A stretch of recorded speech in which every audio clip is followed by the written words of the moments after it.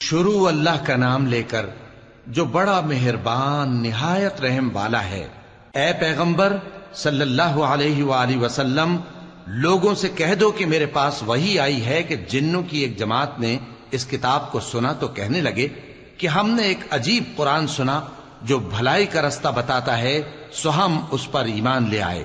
اور ہم اپنے پروردگار کے ساتھ کسی کو شریک نہیں بنائیں گے، اور یہ کہ ہمارے پروردگار کی شان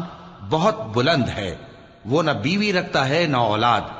اور یہ کہ ہم میں سے کوئی بے وقوف اللہ کے بارے میں جھوٹ گھڑتا ہے، اور ہمارا یہ خیال تھا کہ انسان اور جن اللہ کی نسبت جھوٹ نہیں بولیں گے،